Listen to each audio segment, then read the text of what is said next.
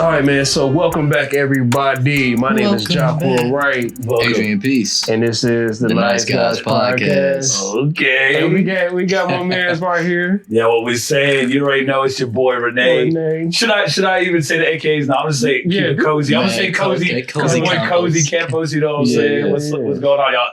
I'm glad I'm on here. It's been a long time coming. Right. I appreciate y'all having me for real, man. Absolutely. Appreciate you, man, for coming through, man. Because you know, people, time is money, and money is time. Yeah. And also just being able to bring your essence, man. Because I got a chance to finally see this man sit. I've been hearing about the DJing and stuff, and I've been missing events. Some stuff I couldn't afford to go to, but this time it was like, all right, $10 to get in. That ain't nothing, bro. Let me come through, grab my drink, grab me too many drinks. I was like, hey, my ass hard to these 2 tacos. But that was a good time, bro. You had an amazing set, bro, man. I appreciate it, man. Nah, it was honestly amazing, bro. Like how everything really came about. Like first and foremost, shout out to Romy Ray. Mm-hmm. She's the one who really hooked it up with this whole Ruins event, because she was like, hey, like, can't do this event. Did you want to do like headline your own show? And I was like, what? At Ruins? Damn. And knowing that this was on my bucket list, I was legit talking to my friends about this. Like, no, I definitely want to do Ruins, or like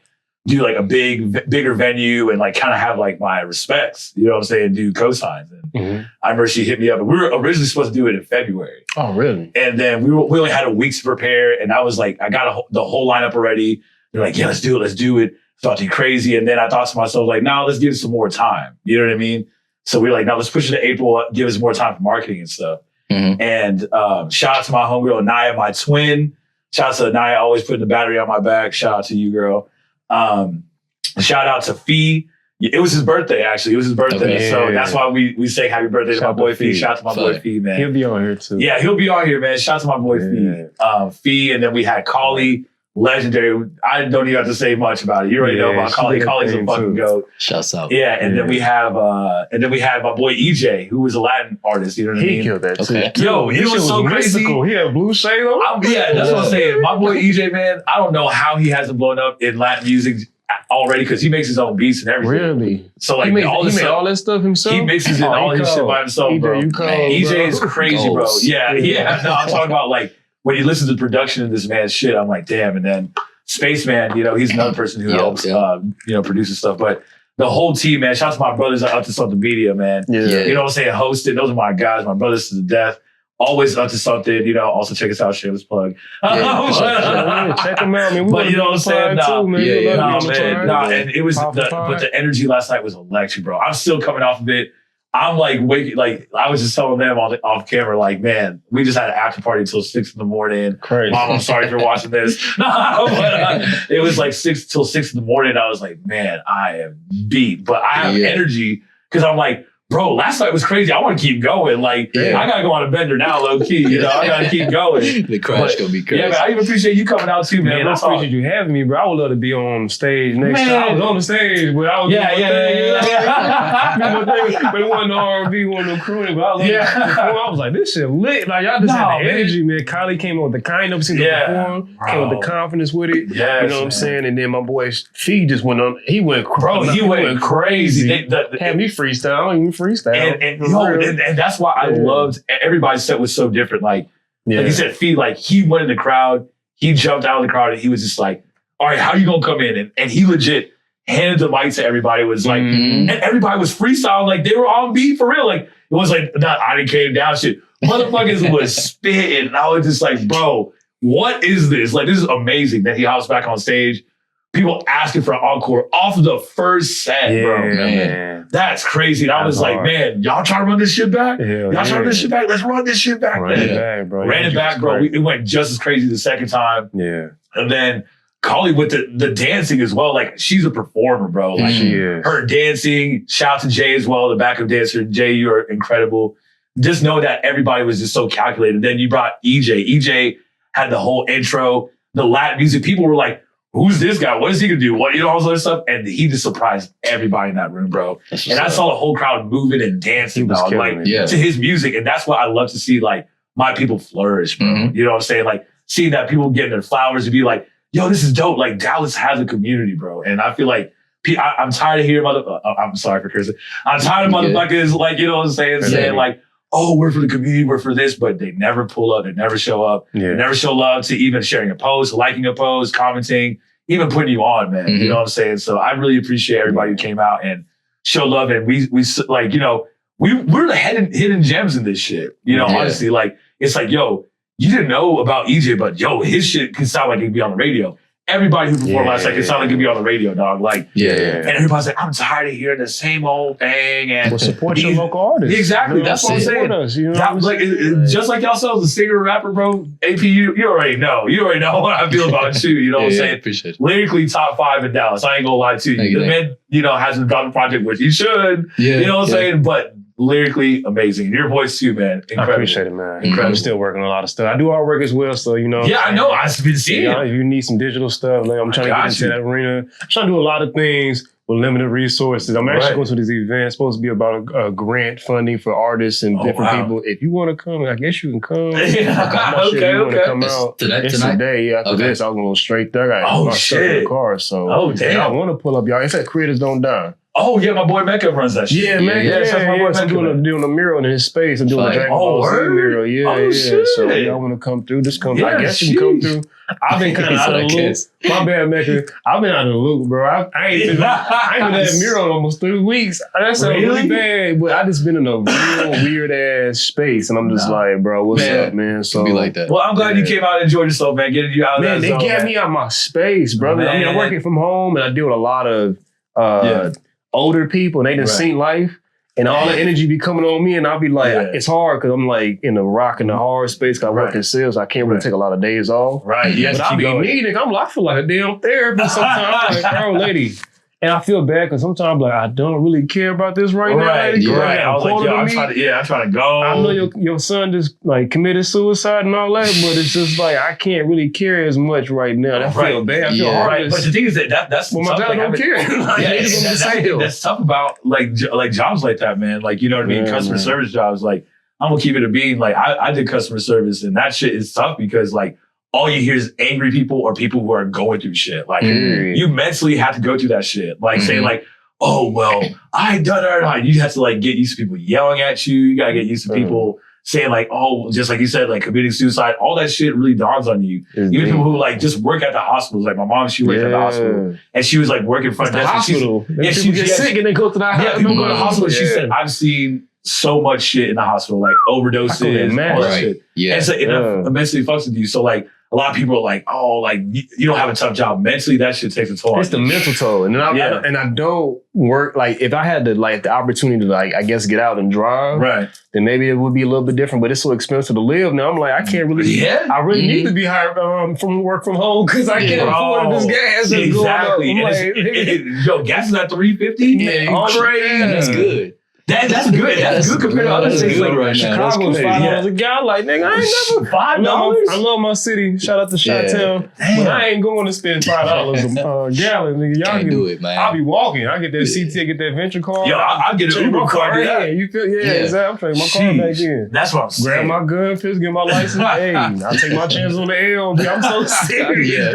I done did it before. So, but nah, man, mentally, man, people got to really take care of themselves, man. Yeah, so you get caught in work-life balance is real, but like being an artist and being a creative is a different, I think, as you can relate. Like you feel you have more of an empathic, and I want to be more empathic, but then I also got to be like apathetic at times too, because you got a manager, why didn't you connect? Well, they had no election. Why was you on the call for an hour and a half? Because the person was telling me a bunch of stuff and I'm trying to help them. I'm trying to get to the point where I can actually do certain stuff, but it's just like you have these other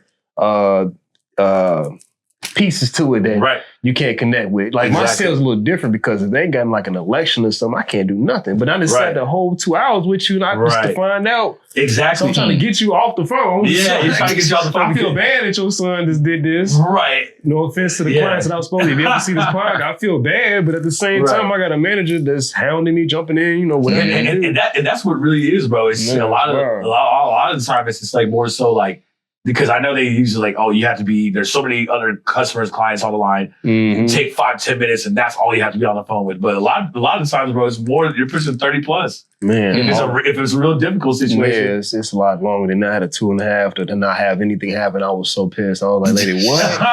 So that's like, a lot all of talking. This for nothing? Jeez. For nothing to happen. And like, that's not going to look just bad on me. It just looks bad in general. Right. So anyway, as an artist, as a creative, man, I want to talk about your journey as well. Yeah, man. Because everybody loves it when you're on top and you're doing good. Yeah. You know what I'm saying? They commemorating you there. They're like, oh, man, you fired up. But it had to been a point where you starting like, damn, this shit rocky, bro. Like, or man. you just wanted to start. Like, what got you into DJing, Dude, man? it is so crazy. What got me into DJing, man, was like so many different things. It's like, I always tell people, it's just like, man, like my dad used to DJ. He used to be a radio DJ back in Panama. So, Panamanian. So, both my parents were from Panama, not Panamanian, but both from Panama. And my dad used to DJ, but I never really took it like that because, like, you know, when I was younger, I was like, I want to be a hooper.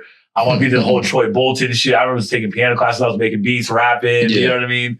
And I was like, nah, you know what I'm saying? I won't really take it seriously. I just want to do this because it's like cool, I guess. You know what I mean? And then not even cool, but I always loved music. I've always been a lover of music. You know what I mean? And I look at both sides of like my parents, like coming from the States. My mom moved from Panama to Texas, and my dad moved from Panama to New York. They met over the phone, got married, then they had the goat. You know what I'm saying? And but their favorite child, sorry, X and Sasha, but no, I was more so grateful because, you know, when you come to the States, people are saying like, oh, what do you guys listen to like in Panama? Or if you like London or Tokyo, or like what do people listen to outside? And my mom was like, well, we listen to like a lot of Madonna, and that's the two different sides of music. So my mom listened to Madonna, the Michael Jacksons, the Princes, Cyndi Lauper, George Michael, like shit like that, more like pop rockish shit. Right. And then my dad, on the other hand, he listened to like more Motown shit. So like Marvin Gaye, he'll listen to Anita Baker, Sade, shit like that. But he was always a jazzy kind of guy, but it's because he DJed salsa music. Okay. So that's what it is in Panama, salsa music. And what people don't know, a lot of people don't know that a lot of people were like, oh, reggaeton started in Puerto Rico and stuff like that. It was definitely popular in Puerto Rico, but it really started in Panama. I didn't know that. Yeah. So reggaeton started in Panama. Yeah. With El General and, that's a whole discussion itself. But people, you know, it's kind of like the hip hop conversation. Like, did it start in California? Did it start in New York? It's that whole shit, man. But let's be fucking for real. Google it and it'll say it. But that's interesting. You know what I'm saying? But yeah, so then I just started like, you know, loving music. Obviously I rapped, you know what I'm saying? RC Fresh. RC Fresh, you know what I'm saying? If you know, you know. You know what I'm saying? That was one of my first artist names. And you know what I'm saying? I rapped, I made beats and stuff like that. But I didn't really do that for too long. And then I was like, oh man, like this is just a hobby. And then like, you know, a lot. And like you said, the trials and tribulations of that is like people telling you like, you're just another local rapper. Oh, you're just this, you're just that or whatever. And you start really listening to people. And that's what really gets to you. And you stop doing what you want. Right? Yeah, never. And then it's until you start setting yourself around people who want the same shit as you. Right. As in music, who wants to actually have passion for it. You know what I'm saying? And that was really put a battery on my back because I started, you know, being around like public relation firms, started going to events, started knowing artists, creatives. And I'm just like, man, like I miss doing shit like this. Why not do some shit like this? You know what I mean? And I started doing the podcast with the boys, and I started doing podcasts with AP and Andy. Shout out to Andy, you know what I'm saying? Meloff, you know what I'm saying? For real. You know what I'm saying? And it's just like, man, you're creating juices flowing, but a lot of people look down on you until you really make it, just like you said. It's like, until you get that big cosign, you're like, yo, like, and cause I'm gonna keep it a buck with y'all. Like I did events, DJ events for the past maybe 2 years, 3 years. And it was always just like one, maybe two events. I'd probably like DJ every once in a while, but it was more DJ for myself. And then this year I was like, nah, I'm going to really start pushing myself and just start fucking DJing and start getting these gigs and shit like that. And then when people start seeing that you're taking it seriously, they will take you seriously. Right. You know what I'm saying? So, I didn't really start getting a lot of love until maybe around March, because that's where I started posting more. I created a new Instagram for Cozy, and I was just like, man, like, let's just fucking do this shit. Let's like, you know, show the people like what I listen to and like because a lot of people, like, you know how it is. Like, you go to Concrete Cowboy, you go to all these places. You're going to hear Sicko Mo and Mo Bamba like a million times. It's like, like, you know, it got to the point where I never DJ'd. I never like touched a DJ deck in my life. And I know exactly what that DJ is about to play next. Yeah, and, you know, I think that's so significant you say that because DJs are a lot of times the ones that break artists, especially back in the day. Yeah. But if you get somebody that actually really believes in what you got going on as a DJ, and that's why I like seeing what you did yesterday as well. I didn't even know you were the hell. I didn't know what the deal was. And that's why I love it because it's like expected unexpected. Yeah, and you brought artists and you really wanted to put them on. And like you mentioned that it's different genres that was going on in one place. Yeah. But that's what the DJ is supposed to be able to do as well too. So if you can bring artists that can actually perform those same songs that you would curate, that's even better because now you got them in the flesh, so you connect them with the artists that you got as well. Exactly, bro. And you know, it's always loved because I would see people who came in and they would message like, hey man, because I had posted, I was like, man, I'm always about putting people on and shit like that. So I'm like, yo, 20 minutes of my set is gonna go straight to the homies. Like, if you got a song, send that shit to me. And people started sending music, bro. It got to the point where I was like, it's too many people sending me shit. I'm sorry if you didn't make the cut, but I promise you, it's not going to be the last one. I'm going to continue to play y'all's music. Trust me. You know what I mean? And I was like, you know what? And that's what Ernie did. I was like, yo, where's Ernie at? And I was like, Ernie came out of the crowd. I'm like, come on, Ernie. We go perform some shit. And he just came and performed. He's like, bro, I didn't think I was going to perform today. Well, that's fine. You know what I'm saying? I didn't think I was going to perform today. I was like doing it like that. I would have grabbed my hand. And that's the thing is that like everything was so, like, you know, we were adapting to so many things. I was like, no, you know what? I'm going to come up with this idea. I'm like, you know what? If he's here, I want him to perform. We got a mic. I'm playing his song. I don't want to sit him be sitting in the crowd like, yeah, this is my song. No, I want people to know that this is your song. You know what I'm saying? Come up on stage, perform this shit. We raged. We jumped up and down. And even the guy after that, Silk, he was like, he's not from here. He's from Mississippi. Oh, homie, yeah, he's from Mississippi, So, and he got me on his podcast a few months ago. Cool. And I was like, man, he put me on his platform. Let me put you on my platform, kind of shit. That's fine. Same just like y'all. And he was like, bro, I didn't think I was going to perform today. What? Like, this is crazy. I was like, well, this is how you know, like, if you're ready or not for this shit. For sure. That's, you know what I'm saying? On the spot, be ready. And that's why we call it the interlude, because it's more so that all these creators are about to blow up. Like, this is before the blow up. So that's what we call it, the interlude. Okay, so, I can see you know what I'm saying? So like everybody's about to do some big things, you know what I'm saying? Like, and this is like to catch them at the right time for only $5 to $10. You know what I'm saying? Before you know what I'm saying? The $80 ticket. Yeah, man. And that's what it is. I just really wanted to put people on, man, because it's important, bro. Like you already know AP, man. I want to say that one was at 2014, 15 when you were at Gas Monkey. Oh man, yeah. I'm telling you, bro, they had the energy, they had the crowd. They even said they're like, yo, this is the best performance of the night. You know what I'm saying? And it's like, because if I see potential in you, bro, like I'm always somebody who's like, yo, I'll give you your flowers and I'm gonna like make sure that you're good. Absolutely. Always. You know what I'm saying? And that's why I'm saying the next one, bro, I'm gonna play your shit. I'm gonna play y'all shit. Coming on stage, we're gonna do that, bro. I'll be up there. Don't tell me. Don't tell me with a good time. Yeah, I don't know if you're waiting for this man to drop something too. Shit. You know what I'm saying? I'm gonna rememorize them lyrics. I know what you're talking about with that because I dropped it. I'm gonna send it to you. I dropped a couple EPs. I'm like, yeah. I had a moment, I'm like, I can't remember my goddamn lyrics. I hate that. And I actually said it once, I can't remember my goddamn lyrics. Whoa. Right. It's a little easier as an R&B artist. You can just take some runs in there, throw some licks in. Bro, and that's the thing too, because a lot of people are like, were you nervous yesterday? And I always tell people this, I'm like, I'm always nervous. I'm always nervous because I couldn't even tell. Bro, and that's the thing. A lot of people are like, I can't tell because you're always smiling, you're always jumping up and down and stuff. But the thing is that you have to like, mama mentality, bro. You had to go in there. It's like, this is showtime. Like, you can't be there like, oh my God. And like, I'm scared. I don't know what to play. Like, I was shaking at a point before I even played my first song. It's only going to get bigger. You know that, right? Yeah, for sure. I thought you've done shit. And the thing is, I have. Okay. But the thing is that it's more so like, you never know. In Deep Ellum. In Deep Ellum, there's different crowds. Like, hit or miss. Hit or miss, bro. And the thing is, it's like, when I saw the ticket sales, I'm like, oh, damn, we didn't sell too many tickets. Until we saw that whole room packed out the day of, and that's exactly how it is. Okay. Bro. So any advice to anybody who does any events, entrepreneur stuff, it's like, damn, we didn't sell any tickets all week, and we haven't sold like 4 or 5 tickets or anything like that. wait until the day of because people are procrastinators just like us. Absolutely. So it's like they're gonna buy the ticket the day of like, oh dang, I didn't know this was going on.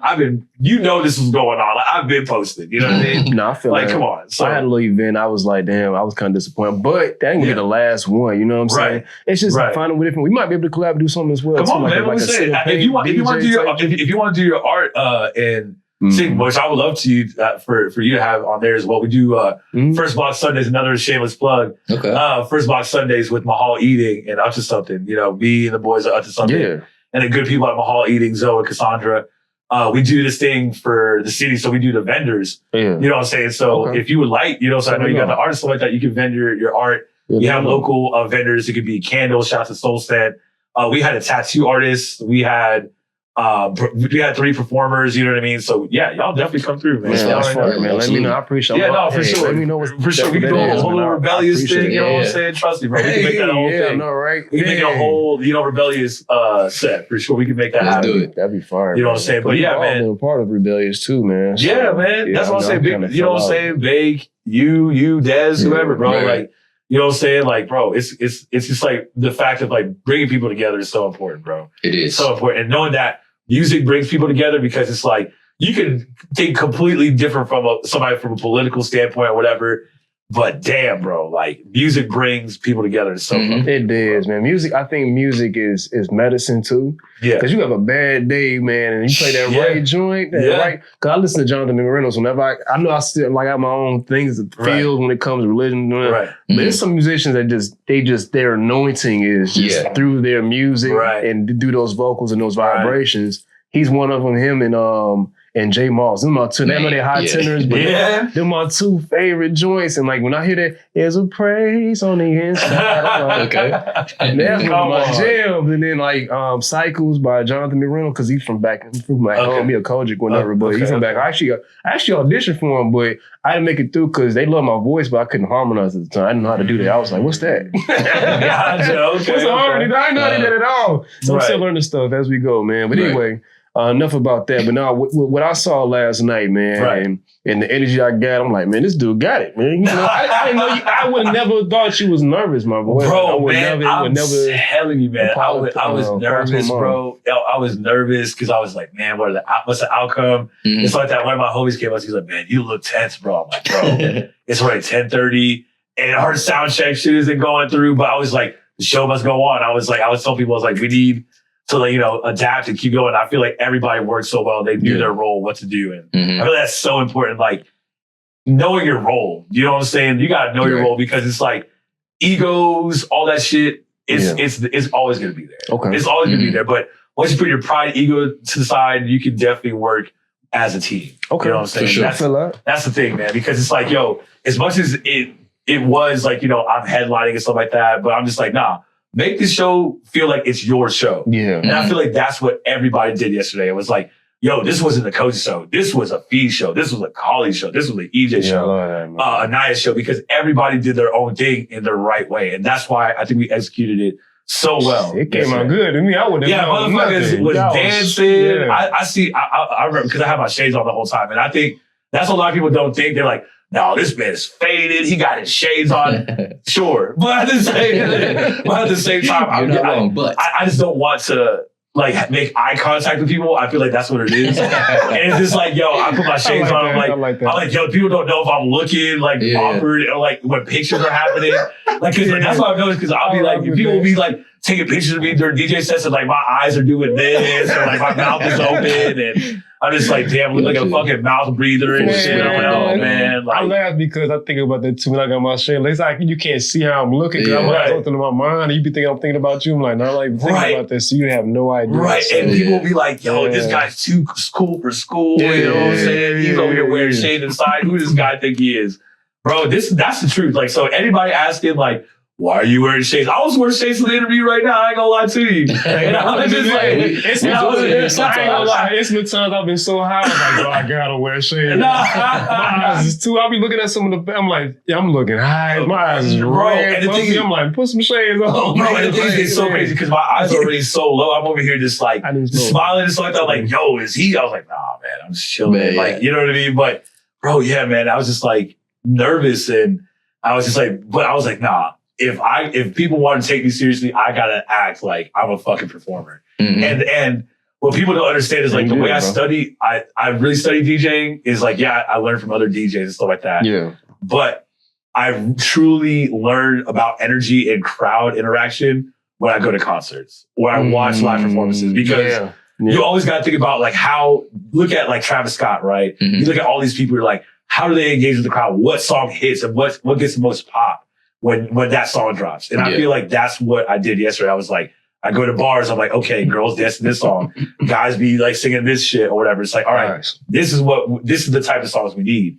So it's just like when I played Hell Yeah Fucking Right yesterday, the whole crowd was singing that shit. And I was like, people were like going crazy. I was like, yes, like this is shit we need. And that's then a classic. You know what I'm saying? But then like, you know what I mean? But then a lot of people, like my set was like supposed to be completely different from what it was supposed to be yesterday. I was like, feel the energy. I was like, nah, let me go ahead and get on the mic. I was like, no, y'all like that? I wasn't even thinking about transitions. I was just like, I was going to go and just like do what I need to do. I'm like, y'all like Drake? All right, cool. Boom. I'm playing Feel No Ways and people are like, I should be downtown whipping all the way to you. Crazy. You know what I'm saying? But speaking of Drake. Yes, I knew we were about to get into it. Go ahead. Speaking of Drake, what we saying? What we saying, AP? I want to hear what you feel about this whole beef.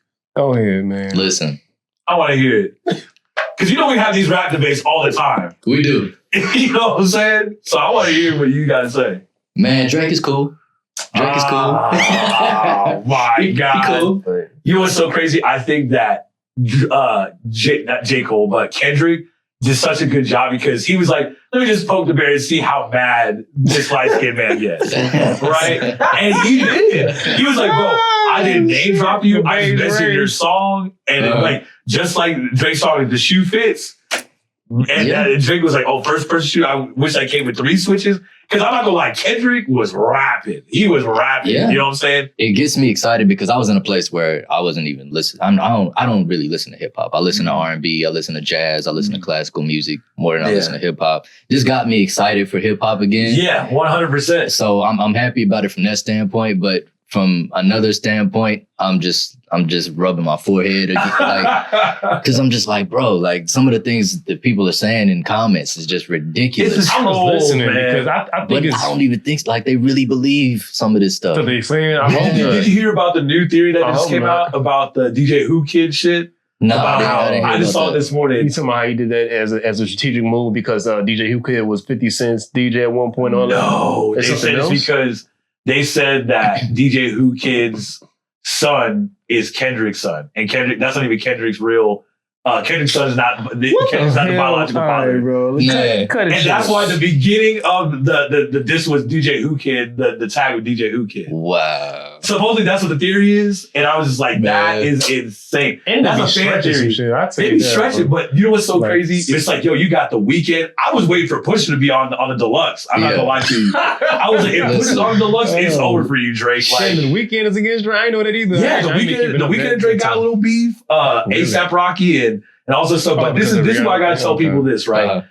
It doesn't make sense. People are like, it's so bad that they're just ganging up on him and stuff like that. Bro, Drake is the #1 subliminal diss rapper of all time. For years, bro. And if people are like, why is Rocky coming at Drake all of a sudden because he dated Rihanna? Bro, if you listen to Another Late Night, he said, I know pretty Flacco bitch thinks he get really Rocky just on the last album. So people were like, why is Rocky coming at him? Bro, you came at Rihanna because one thing Drake's gonna do is he's gonna beef with a woman or beef with somebody that's less than him. So like, you know what I'm saying? That's why Drake, like the whole, I dropped 2 diss tracks already. Trying to make it look like the back-to-back shit with Charged Up and back-to-back. Yeah. But if you ask me, nah, bro, you weren't really claiming that song until a week after to be like, oh, nah, people really fuck with it. And you officially dropped it. I was like, tell people, I was like, it doesn't make sense that Drake's going to miss out on some money. You know what I'm saying? Dropping a diss track and supposedly it's AI. You don't know if it's really him. Mm-hmm. Then he finally claimed it. Then the same day he does the whole Tupac shit. But before we get into Tupac shit, Tupac, somebody who I feel like was really winning was Cole. Cole was really winning it before he apologized. I said the same thing. Yeah, Cole was really winning. Because if you tell me, bro, that 7-minute drill, bro, he was really going at Kendrick and really had motherfuckers thinking. I don't even know if Drake steps out there if Cole didn't do that. I don't think so. And the thing is that like he may have felt betrayed when you heard Cole on the Deluxe. I was like, bro, this story the plot just fucking thickened right here. Like, but people were saying that's an older song. That wasn't a song that, like a year ago, you know what I'm saying? But I was like, damn, see, but that's his future playing my games, playing the toxic games he is. You know what I'm saying? But I do think that Cole was definitely winning, bro. And him apologizing is the first for most. But a lot of people said that Jay-Z apologized to Nas after he did his other diss track on Nas. But I'm just like, sure, right? But at the same time, that was years after. Later. You know what I'm saying? It didn't happen mid-beef. Like, you know what I'm saying? Yeah, that threw me off. I ain't never seen a rapper apologize publicly on the There's got to be a reason why Cole did that. Like, you know what I'm saying? But it was his boy, though. You know what I'm saying? That is his boy. You know what I mean? There's so many theories about this. Like, even going to as far as to like it being label games and stuff like that. Yeah, I heard about the label situation, though. Universal, their involvement in Joe. I'm like, all that stuff. It could get deep. Like, it's really for money to stimulate. And the thing is, I know Cole and Kendrick are your guys. You know what I'm saying? So how did you feel about them beefing? Yeah. How did you really feel about them beefing? Man, I mean, I was like, okay, I'm gonna be objective. I'm gonna be objective about this. You know what I'm saying? I'm not gonna pick a side. You know, Dez, he J. Cole stan. Yeah. So, you know, he like, you gotta pick a side. Cole winning this. I'm like, bro. And I was telling him, there is no one on earth, objectively speaking, who can tell me who is going to win this battle.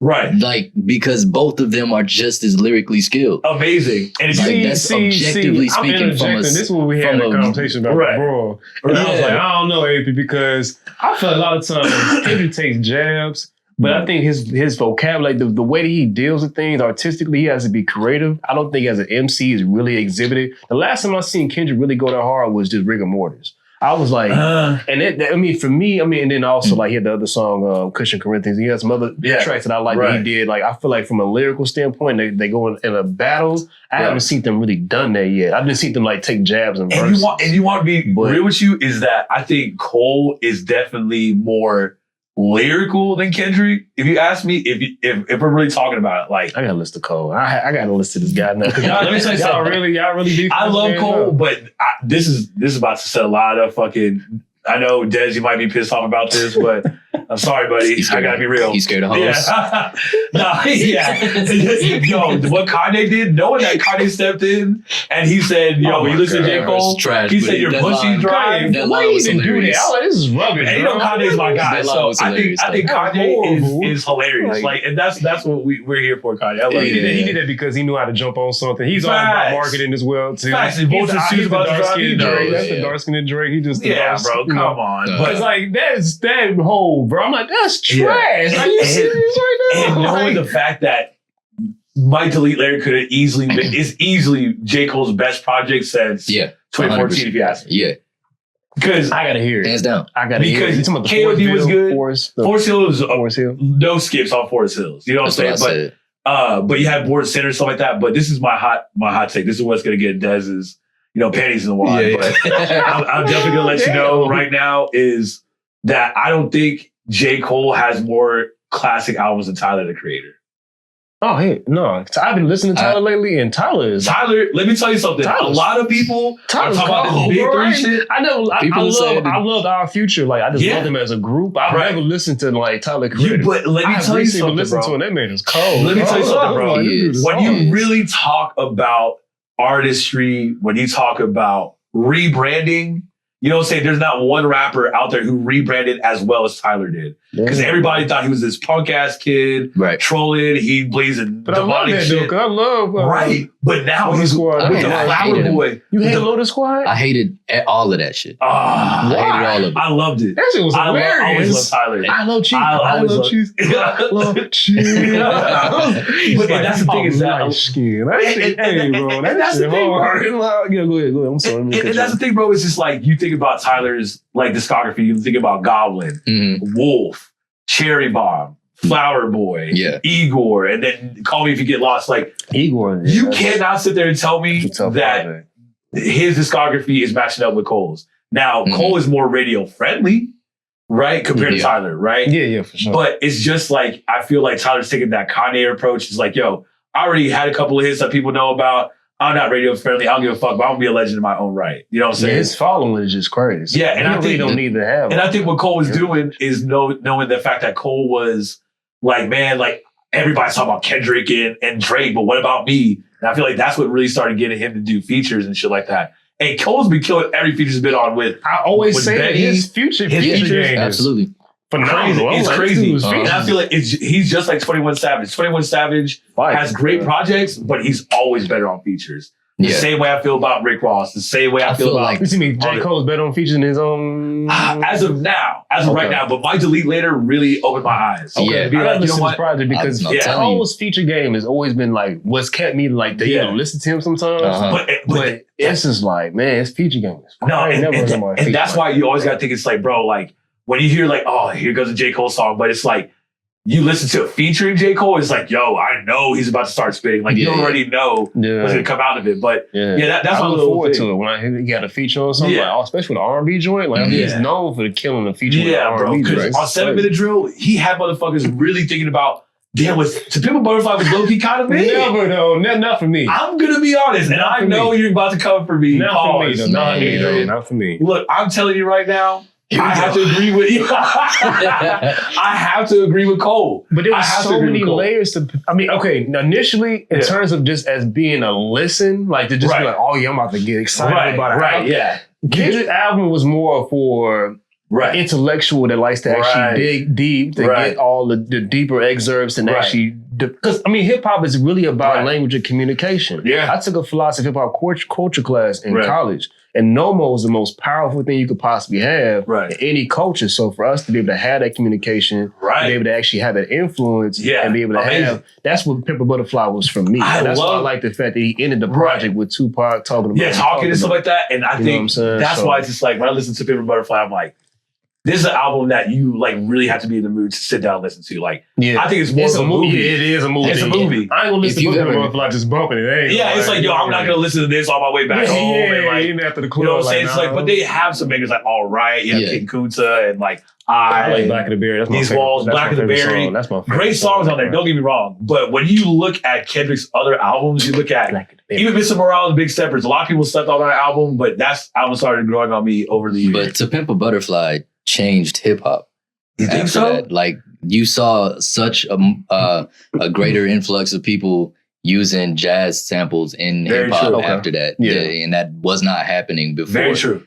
That album came out. And the funk too. Like funk as well. I like that too, but I like the fact that they had that presence within the school settings because there were actual like curriculum. Yeah, you were low-key talking about Black history and all that stuff on it. It was amazing. And what it was, I think, for a lot of people is like if you heard Half Crazy by Music Soul Child. Oh, shout out to Lucky Day. If you listen to Over by Lucky Day. Love that song. The first time I heard that song, I was like, what the hell is this? Because they added an extra beat. Exactly. There's an extra beat in it. So your ears aren't used to hearing that. And so you're like, the hell? Yeah. That's what happened with To Pimp a Butterfly. And people didn't go back to it. Like, I mean, like, what do you think about it? It's just like, I agree with you when it comes to like, it did change hip hop for certain artists, right? But when you think about it, it's just like, I listen to Damn. When I listen to Damn, legit every reaction after every song was like, damn, this is crazy, damn. You know what I'm saying? Like, I gotta listen to that album again. They got a Pulitzer, but I mean, I feel like chills every time. Should have got a Pulitzer as well. Right, no, for sure. Damn, they're gonna get a Pulitzer. But the thing is that what you're always getting. Strategically, why they didn't give it a Pulitzer as well? Because, but all I'm saying is that like with Kendrick, bro, it's just like you're always gonna get some kind of cinematic experience in his album, for sure. Right?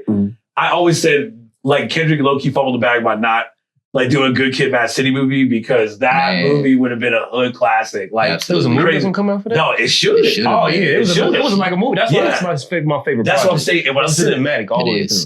And when I listen to Damn and why so Damn is probably his best album, honestly. But my personal favorite is Good Kid, Mad City. But let me tell you why Damn is. Let me tell you why Damn is. This is why I love talking about hip hop with y'all because this is what I didn't come here for. But like Damn, like when I listen to like he's like. you lost, you're like, it's a wickedness. Bro, when I tell you, I got chills just saying that, bro, because like you lost your life. And bro, you hear that gunshot, bro, I was not expecting that. I was like, damn. Beginning of the project. I was like, the first song, I was like, damn. That was pretty hard. Bro, I was driving back home because I always do that 11 o'clock every Thursday. I'm driving in my whip and I listened to the album I really want to listen to that came out that day. Okay. And I was listening to Damn. I was like, damn. And I had that bitch later. I'm like, and then I was like, I got loyalty. And bro, and the beat switch, I'm like, this album about to go crazy. Listen to Element, Loyalty, it's a fire project sonically. Right. But in terms of the whole deep excerpts that sometimes people looking like the philosophical joints, that's where the Pimp a Block Fire comes in for me. I'm like, this joint, and Missed Him Around the Big Step. Yeah. So like it depends what kind of listener you are too. Yeah. 100%, because it's like, if you, and with Damn, it's like, the beautiful thing about that album is that you can listen to that album backwards. Yeah, you can. You know what I'm saying? You can, actually, the deluxe edition or the special edition of it, like I have the vinyl for that. And it's numbered, and you listen to the album backwards. So it starts from Duckward all the way up to the very first song. And you're like, what the fuck? Like, what the fuck? Like, what's going on? You know what I'm saying? That was. So you get two different entendres, and I feel like that's what makes Kendrick special. And I feel like with Cole is like, he's great with storytelling when you listen to For Your Eyes Only and stuff like that. It's like, oh, it was a personal album, this and this and that. But it's like, that's why people call J. Cole a boring rapper, because it's like, damn, like, we want to see more excitement. Like, that's why I say My Delete Later was probably the best thing he's done. Artist though. J. Cole is not. He's not a commercial success, and that's what Jay-Z wanted. I think Cole strategically should have gotten with Nas. He would have done. He would have been a lot more successful. I don't know. And this is another hot take. Dave is cold. To your Tyler, Dave is cold, but I think Nas would have brought out more. I'm sorry, I didn't mean to Cole. No, you get it. He would have brought out more of Cole's true essence of what he can do, because I feel like a lot of times he's conflicted when I hear his music, when he's trying to do a lot of songs or like commercial songs. Like, that don't sound like a commercial song, but he just has to do it just to kind of keep the labels happy.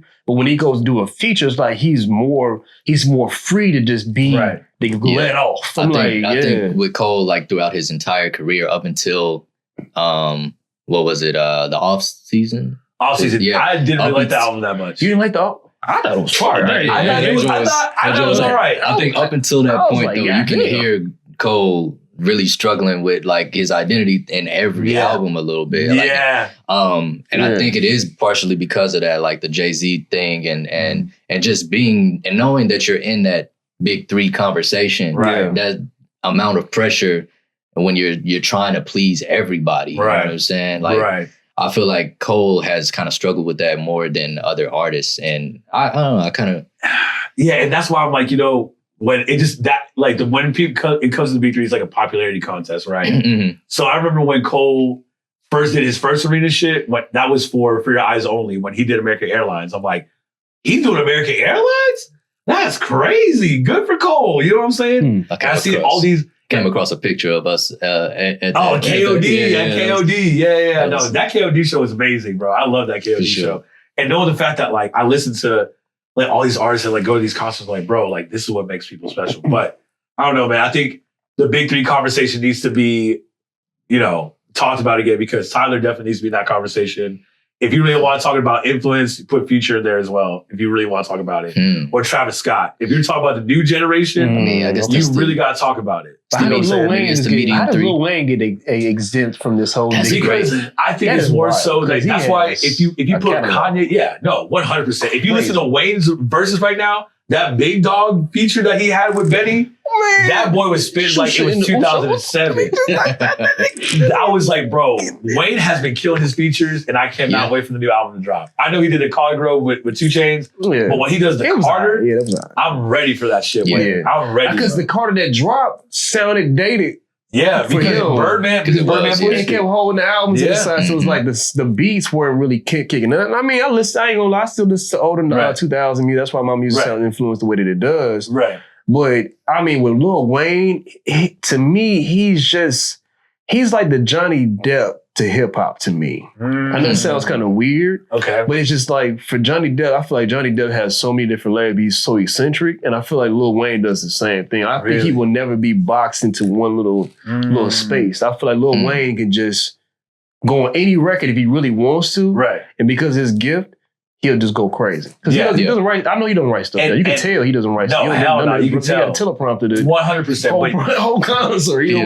And I think if we're talking about like 2000, like the early 2000s, maybe 2010 generation, that's why you're probably not, people are bringing up Wayne in the big three conversation. Yeah, because it's just a generation. Because I'm older, I'm a little. No, it's a generational I'm 36, y'all, so I'm a little. I'm 31, so you know what I'm saying? So I get it, you know what I'm saying? So it's like more so like when you listen to Wayne and Ye, and that's like the big three conversation, the generation before you got the Ye, Jay, and Wayne. I feel like those are the big three there. You know what I'm saying? That's what I'm used to hearing. I'm like, 100%. 100%. And people always say like, yo, the top 5 best rappers are Biggie, Nas, Tupac, Eminem, Jay-Z. Like, bro, clearly you were just listening to other hip hop opinions. You probably don't listen to half those people. So like, that's what now, like growing up is like before that would be my answer. Like, that would be the 5 greatest ever. When I really think about like, is this who I really listen to? Like, right. Who do I listen to the most? You know what I'm saying? When I say my list, people are like, I'm not gonna lie. I'm gonna get up and listen to. I still listen to Carter T. I'm a little dated, man. I ain't gonna lie. Of course, Carter T was just like lyrically. I was just like, Hustle Music is my favorite Lil Wayne song, bro. Like the whole project. It's my favorite Lil Wayne you say no skill. I'm so critical when it comes to certain artists because of what I grew up with. And it's like you really had to work a little differently back in the day. I feel like in terms of being able to blow up, you really had to take your time to really craft these things out and really have a nice catalog. And the Carter 2 and Carter 3 are probably like his best 2 projects to me. Of all time. You know, in terms of like a mainstream album. Now his mixtapes. Yeah, the drought. I'm like, I wouldn't even like a mixtape. I don't know anybody that can really touch Wayne on the mixtape. You know what's so crazy? I'm so glad you brought that up. You can say, but I'm glad you brought that up because a lot of people, me and the boys were just having a conversation about what are the best mixtapes of all time, right? And I told people, I was like, don't sleep on Wiz. Don't sleep on Wiz's catalog with mixtapes, bro, because Cushion OJ, Cabin Fever, even Tyga with the mixtapes, well done. The Black Thought mixtapes, you know what I mean? And then you got Rick Ross with his mixtapes, Future, Gucci Mane, you know what I mean? People who have phenomenal mixtapes. But then I started thinking about people like, what my top 5 mixtapes are. And this is an exclusive for y'all. So these my top 5 mixtapes of all time. Give me the top 5, dude. Come on. I'm gonna be biased. Okay. Number 1, y'all already know what to say. A Kid Named Cudi by Scott Mescudi. My boy Kid Cudi, for sure, number 1. And I'll give you my reason, because I think nobody was really putting out music like Kid Cudi. In 2008, nobody was putting out music like Cudi. I'm sorry. Yeah. You know what I'm saying? He's the one who influenced 808s and Heartbreak. He wrote Heartless. It's actually in his documentary that Kanye talks about. I know that. Kanye talks about it. He was like saying like he wrote half of 808s. Just like how The Weeknd was on Take Care. Is the same way Cudi was with 808. So a lot of people don't understand that. They're like, Cudi's this, yo, suck my dick. Like, you know what I'm saying? Like, Cudi's the GOAT. But Kid Named Cudi, no order, but that's my number 1. Okay. After this is like no order. After this, House of Blues by The Weeknd. I got Cushion OJ by Wiz. Okay. And then Finally Famous Volume 3 by Big Sean. And then I got, we were just talking about how crazy these mixtapes were. This is me tough. I'm gonna say No Ceilings. I was about to say Lil Wayne, No Ceilings. No Ceilings ain't in there. Yeah, that's my 5. But you have other artists too, like but you got Cole, Friday Night Lights. Yeah. Friday Night Lights. I always say that I don't know nothing else about Cole, but that's the one project. The Autograph. I heard that. Too Deep for the intro. Man, that Erica sample is crazy. I'm like, the Cole is a problem. Who is this nigga? I didn't know who he really was. I'm like, who is this Friday Night Lights? And that's the thing. Female put me on. I was like, damn, this nigga. And that's the thing is just like, with I remember when I listened to Too Deep for the intro, I'm like, yo, this beat is crazy. Right. But I was like, damn, like what's the sample? And that's what really got me onto Erykah Badu. You know what I'm saying? Okay.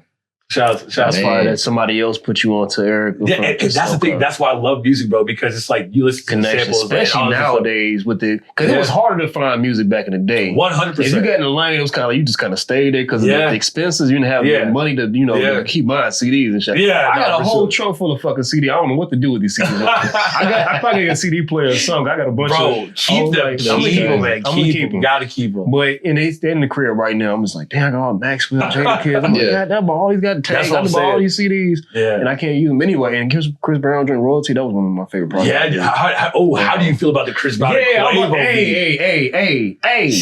Chris Brown cold, bro. Let me tell you something. A lot of people rap like that. A lot of people, no, bro. Chris Brown's a rapper. People gotta understand that man has always been a rapper, low key. Shout out to fan of a fan. Yeah, exactly. You know what I'm saying? A fan of a fan, especially the mixtape too. Chris Brown can low key rap, and you can low key see what he did. Look at me now, or whatever. You know what I'm saying? Like, yo, this is an R&B man who can low key spit. But you ask me, if I was Quavo, there's no more talking. We're fighting. Like, you know what I'm saying? We're fighting. Like, you're not about to talk about Takeoff. You're dead, bro. Like, you know what I'm saying? Like, they wish he was dead more than. I'm like, damn, that was hard. That was hard. That's crazy. You weren't saying that. And they had them sitting next to each other at a fashion. People ain't shit, bro. They did it on purpose. They know that nigga was beefing with Quavo. They like, talking about you had to sit. I ain't even fucking my bag sitting next to you. I was like, damn, I thought y'all was cool. For a bag is crazy. That means that the beef can't be that too crazy. No, the bag must have been big enough. But supposedly it's because the whole beef is because,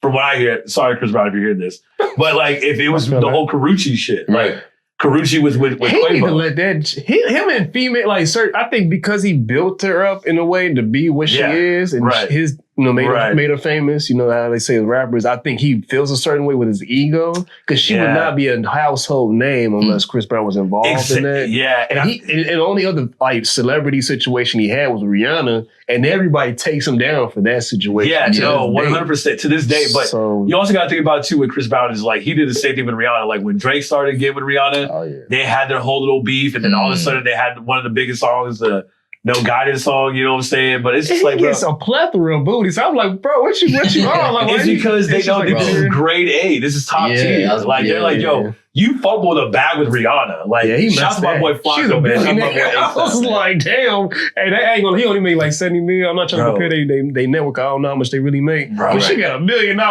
Bro, but Rocky wasted no time to get a second one. You know what I'm saying? He was like, nah, bro, let me go ahead and but she wants to learn from that too, though. We want to talk about it a little and into dub because I mean, honestly, they came from two toxic backgrounds, and they was young and they was new to the entertainment industry. So there was a lot of toxicity there, and I know that from my own personal experiences. A lot of sex is involved. You kind of forget everything else you need to figure out within a relationship. This is a very sexually based relationship, but it's not mature enough to really deal with your inner demons. Because you famous. It's so much stuff that you can do when you got money. And so many women and so many influences and stuff out there. So many insecurities that are brought to the surface. So for him to still have to deal with that to this day, I feel like people let that nigga live. He's an ultimate artist. We know how hard it is within our tax bracket. I can't even imagine. Bro, with all that pressure, like, being one of the biggest artists in the world at the time. And he has to stay on top of it, though. Yeah, man. And that's the thing, too, man. I can't wait to see him Chris Brown is so talented, bro. Like, that's the only man I know that still, I mean, dropping 40 song albums is kind of crazy, Chris. But, you know what I'm saying? But it takes away from the quality, which I don't like him doing, because as a person that used to listen to albums with those 12 songs, there's a reason why the other songs will be listed and you won't hear them, or they won't be put out there. They might have a couple songs be put on other projects. So, kind of give, that artist quality where you get the top, because the Thriller had all the songs Thriller's made up. I don't think we would appreciate Thriller as an album. And that's the thing. And that's the thing is it's like, but that's what the toxic thing is with fan bases. It's like, yo, why do you only drop 10 songs? You're probably not going to drop in the next 2-3 years or something like that. And then when you drop a 40-song project, people are like, it was all right, I guess. Like, maybe you should take these songs out. Well, shit, we only can listen to the first 10 songs before we get this interested anyway. Our fucking attention span is like for 5 minutes anyway. Exactly. And I blame Vine for that, honestly, for the attention span. I blame Vine because think about Life Before Vine, bro. Think about Life Before Vine. You could sit there and watch a 3-hour movie, no problem. Bro, that was the first Instagram, though. It was. It low-key was, bro. 7 seconds, you're like, and you're watching things on loop, and you get addicted, and you start scrolling, and you start doing this. It's like, I blame Vine. You know what I mean? But that's what got our attention span. It's like, you can't even watch, if you see even a tutorial on something, you see that shit's more than 5 minutes, you're like, I ain't about to watch that shit. I'll be putting like it on 17, 20 minutes. Like 2X. Exactly. I'm skipping past what do I really need? You know what I'm saying? Yeah, man. That's crazy. Even nowadays, I'll be like, sometimes I get frustrated, and I'm just gonna say it for the camera. I'll be like, man, I feel like I'm getting stupid about the days, bro. Just cause the apps and stuff. And I'm like, bro, how the hell did I get back on Instagram again, bro? They are really training my bro. I'm like, no, I got Instagram. I want to delete it so bad. on my phone. And I'll go. You can do that? You can do that. Androids can do that. Oh, Apple can. Yeah. Wait, do you have 2 Instagrams? Yeah, it's 2 different Instagram apps. Because I have a lot. So I got an account for my personal account. Yeah. I got Rebellious Society, Revolution Media. We got the Nice Guys podcast. I got Apex Capital Flips. I'm logged into 4 or 5 different Instagrams on one app. So I was like, all right, bro, that's enough. So I got a second Instagram for my Finsta. but I'll get off of one and then end up on the other one. I'm like, bro, how did I do that? I'll be at work. Miss Johnson, hold on 1 second. Let me my computer's running a little slow. Oh my God, I'll never see that. I was like, damn, because I was like, bro, how did it get me on this again? I have to get off of it. Like, even with my parents now, man, like before they'd be like, get off your phone, da da da. And now sometimes I'd go downstairs. Oh, what's up, Mom, Dad? Oh, what's up? Do all these Facebook games and all this shit. It's I'm like, powerful. yo, that little phone is powerful, dog. It is, man. It's a drug. It is. A lot of people don't understand. It's like when you see numbers, is you get a certain attention that you never received before. Like you're like, oh, this is building my ego. Like this is my world kind of shit. And like, you know, but it's good to go outside, touch grass every once in a while. You know what I'm saying? Bro. And that's why I really try to stay outside and go out and do things and interact with people. Last night was needed, bro. I ain't gonna lie, I ain't really been outside besides going to the mural. Yes, and then it's just like I needed to go. I felt so much better today. I was like, damn, I feel much happier today. I appreciate that, I've been real frustrated the last couple times. I even told him I'm so sick of fucking posing. He had to come over the system. I'm like, damn, I'm sorry, bro. I'm just so tired of this thing. I was getting so heated, bro. And that's the thing is that like a lot of people are like saying, are you not burnt out for this? Or, yeah, bro. There's times where I'm burnt out because like burnout. You're constantly playing either the same songs or people are like venues be like, oh, you need to play this certain music, or you need to play this or whatever. So like I'm all over the place. Like, oh, I'm kind of tired playing these same songs. Like, you know what I'm saying? And then like when you even get in the car, like I just don't listen to music. Like sometimes it's like, yo, I'm like, you know what? I was gonna drive all the way back home, no music. Well, I'm gonna play the music I didn't listen to today. Like, you know what I'm saying? I'd be bumping Future on the way back, and like I already played that shit. It's like, let me play my Midnight Bliss playlist, and that's like usually like my drive home playlist, like more jazzy, relaxed shit. The white noise. Yeah, pretty much white noise, like 24-hour loop of white noise. Yeah. Like, you know what I'm saying? I got meditation music on my phone, bro. Really? Yeah.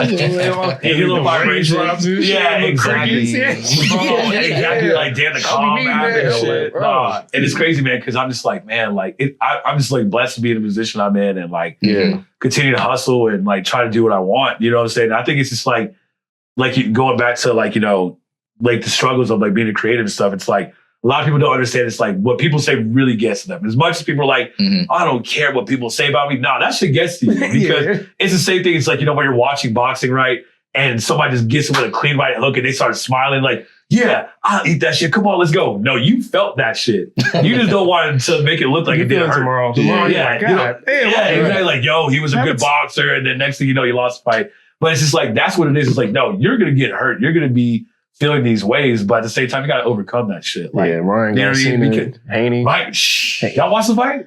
I saw the clips. I saw all these to see. I was like, damn. I watched the fight and I was shocked because I thought I was going for Devin Haney. For real? I was going for Devin. Bro, and I was wobbling this. I'm like, dang, yeah, but got you quick, bro. 3 pounds. People understand like 3 pounds. Like, you know, that's why he didn't win the belt and stuff like that. But Ryan did his thing. Shout to Ryan doing that, you know what I mean? And everybody thought he was like, oh, this man's crazy. Why is he going He did it on purpose. I mean, social media and the internet, if you can do outlandish things, I'm realizing that's another thing where I got frustrated because like what we do here with the pod, it really is supposed to be about interpersonal development and really connecting with people and showing that we actually real people. Right. Now I realize when I go online, I research, this shit ain't even, it's staged. It's just all types of weirdness out there. And I'm like, bro, we doing all this work. We don't talk about a lot of positivity. I want to take a quick break and we come back and talk about some of this negativity because you know what I'm saying? We got to balance it out.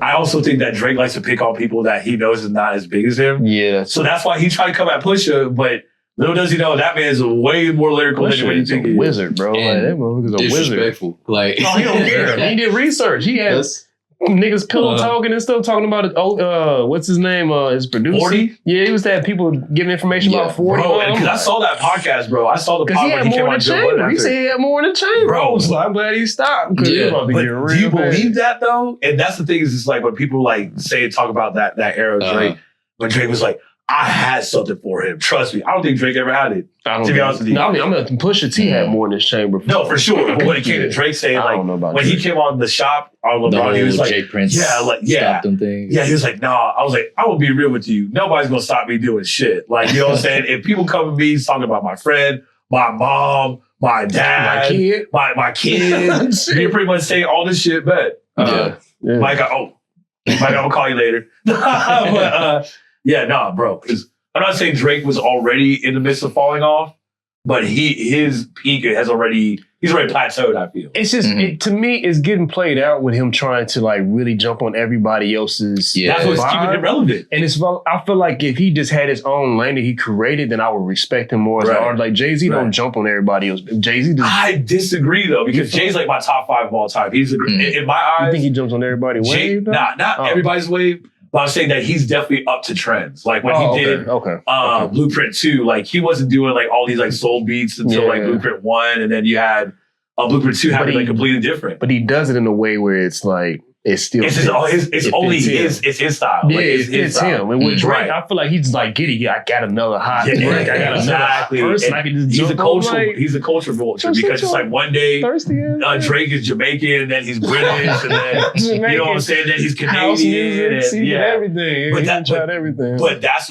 like what everybody was saying about like going back to you say about the R. Kelly thing. That's how I feel about Kanye.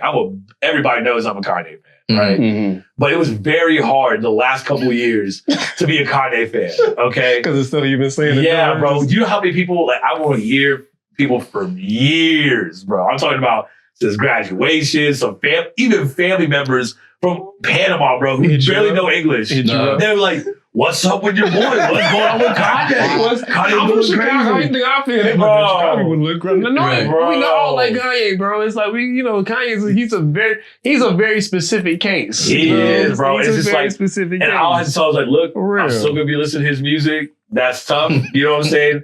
Everybody else was listening to Michael Jackson when he was, diddling them kids. You know what I'm saying? Same shit with Diddy right now. It's like, Diddy has hits. But he's now going to be on the same side as R. Kelly. We did a podcast on him. We might get 10, 15 years down the road and be saying the same thing about Drake. But how do you feel about this Diddy situation as well? How do you feel about that? We had a good pod, but I feel like, truthfully, I keep saying I feel like I watch it in my video. I say that a lot. But I think, and I come to a place where I can just see him doing the stuff that they talk about. And it's just like, that's unfortunate.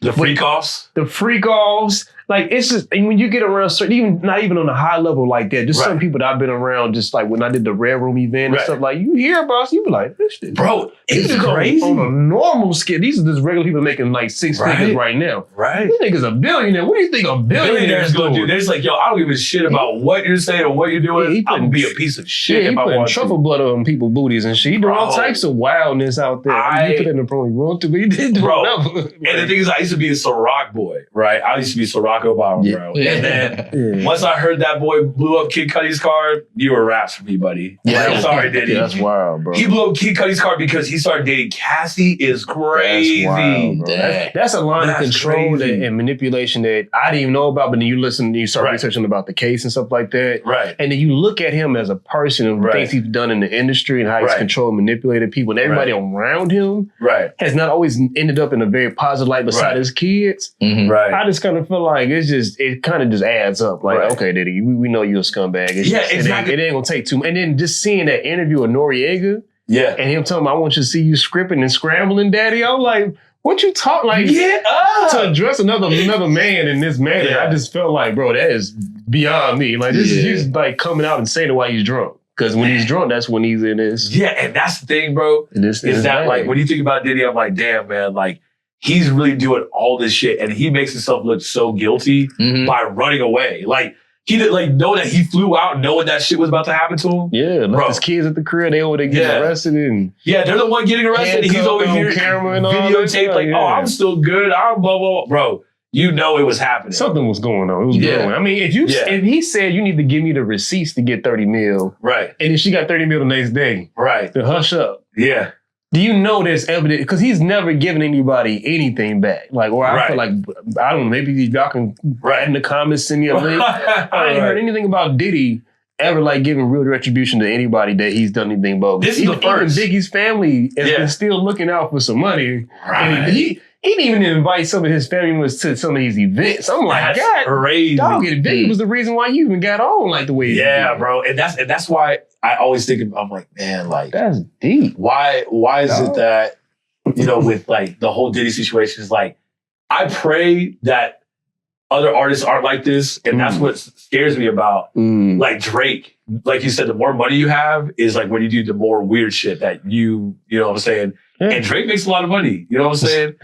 And I'm just like, bro, and knowing that how he is and like how much power he has, like once you have power, bro, like that's where I'm just like, okay, like if this man is like the top dog, like he has too much power over everybody. Once you have power, it's like, yo, like I can do whatever the fuck I want because I'm untouchable. We talked about it historically, like the more power you get, the more corrupt you start to become. Right. You get higher up in the situation. So it's just, I think that does play a part in it. Even at a job, you see people do weird things like pro quid pro, pro whatever. I can't say pro, pro quid pro. I can't say quid pro quo. Quid pro pro. That's the name of the episode. If you write it down, I'll know what it. I'll say it. Put it in the comment section, please. So I can around and say it. Goddamn, I be messing with it. They be teaching me that stuff in HR. I'm like, oh yeah, I can do that. I ain't do that. I mean, I ain't gonna do it, so I don't really pay as much attention to it. But you feel like sometimes your moral compass does become more obscure because your power levels is high. You Super Saiyan.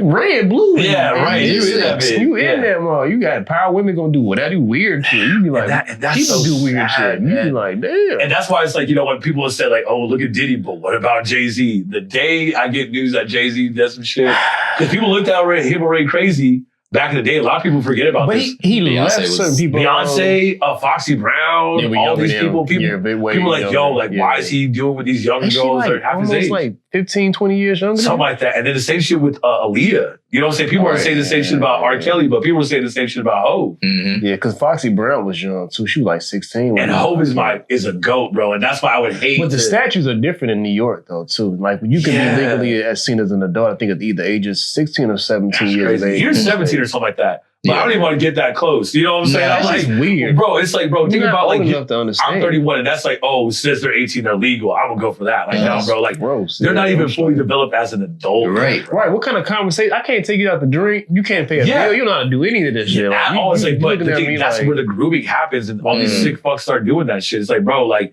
let them like be a kid. Let them like know the shit like we did. You know what I'm saying? Like, but you think about it, even when we were in high school, it's like, damn, this senior's dating a 7th grader is crazy. Like, you know what I'm saying? Like, motherfuckers, I'm like, yo, you have like this 23-year-old boyfriend picking you up and you're like a sophomore in high school? The fuck? Wild, bro. And nobody looked at it crazy. People were like, oh, damn, they're cool. And like, they have a boyfriend, girlfriend who can buy them alcohol at 16 and go to these parties, bro. That's crazy to me. But it's like things that we looked past when we were kids. Like, we thought it was like, oh, we're adults, we're grown, we're this. And like, we weren't even close to that shit, bro. Yeah, that's weird, though. I can't. I mean, the only thing I could think of in high school, I was like 16. One of my girlfriends, she was like 14, 15. Yeah. Like that. But that's different. That's different. Yeah. It's just like, that's what beyond me, crazy. bro. And I always tell people this. It's like, I will never date a girl like who's younger than my sister. My sister is about like 4 or 5 years younger than me. Oh, if you're anything younger than my sister, I can't. That's the thing, too. Is like, I got little cousins and stuff like that. Like it'll be like me dating one of my little cousin's friends. At that point, like I can't do that. Exactly. Once I see that, like especially if I see that you're born 2000. Yeah. Oh hell, trash for me, dog. What we gonna talk about? Because the stuff you like and the stuff I like. Shit, I'm born '88. I'm born '92, and it's crazy. Shit, I was in there. I was understand what it was. The birds and the bees. I was understanding for real. And it's crazy because like scary situations happen like that, bro. Because I used to go to parties and stuff like that when I was like 21, and like there'd be like people who would sneak into the party and they'd be like, yo, yeah, I can drink and stuff like that. But we always just like check IDs out the door. But obviously, we didn't know what the fuck was the difference from a fake and all that stuff. But we're like, all right, yeah, you're good or whatever. And I remember this one time, my sister, which is so bad, but like my sister, she was like the youngest. Like Baker was going to the parties too. Yo, let me tell you something. We were like, when we used to rage, bro, we used to rage. So I was like, yo, and I told Baker too. Baker will tell you this. Shout out to D-Bake. But I was like, yo, don't invite nobody else except for you and the people I know. Yeah. I don't want to know nobody else. Like, oh, I know so-and-so. I don't want that. I trust you and that's it, right? You can drink. You know what I'm saying? You're 18. You know what I'm saying? I was drinking at 18. You know what I'm saying? But at the same time, he's like, yo, don't bring nobody else up in here. And I remember this girl came in with 2 other guys. My sister came up to me and she was just like, yo, that girl that's flirting with you and Xavier, all these guys, bro. She sits next to me in my class. And I'm just damn. Hell no. She gotta go. I was right like, now. Yeah. I was like, hey, you, I legit had to grab her. I legit had to tell her, like, hey, I hate to do this, but you gotta leave. Like, you gotta go. Right She's like, why? Blah, blah, blah. I was like, look, no questions asked, but like, you know what I'm saying? You could have got a lot of us in trouble just off of like you saying you had this fake ID and stuff like that. And like, we could have caught a case just off of you not being real. Right? Yeah, you going to jail. That's a minor, bro. Exactly. And that's why I'm always careful, bro. Like, always ask the 3 questions. Do you have a man?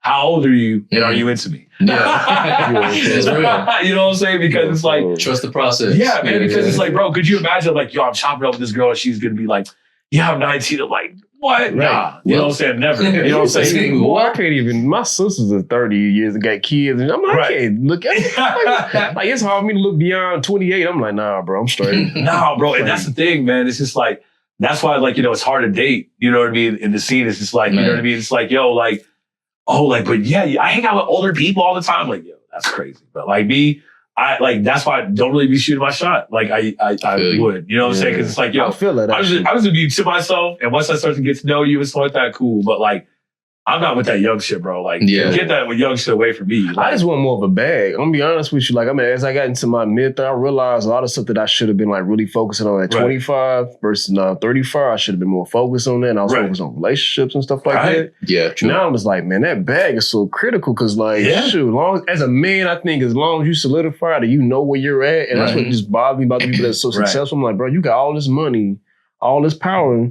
You should be able to make a lot more executive decisions that should not impact you in this kind of way. But of course, if you get all this and you're not fully healed as a person or fully or mature as a person, it don't matter how much money you got. You still, like they say, you could be a rich lion. It don't matter how much money you got. It's about who the person is that got the money and they handle it. So that's how they And bro, that's like, even me being a DJ, you know what I'm saying? It's just like, a lot of women have been throwing themselves at me in that. You know what I'm saying? Especially getting these gigs, they're like, yo, like he DJs and like, there's like this meme actually. It's like, if your girlfriend's behind a DJ booth every weekend, you might need to focus on yourself, kid. That's, I'm not gonna lie, that's very true. It's very true. It's very I didn't think that, I thought that was a myth and shit like that. Like, nah, man, I ain't gonna be like one of those DJs. I'm not to this day, but like, now I see girls like, can I come in? Can I get on the list? Because you got access, bro. And women love that access. They love it in their room. They like the power. They like the influence. And that's what you got, man. You basically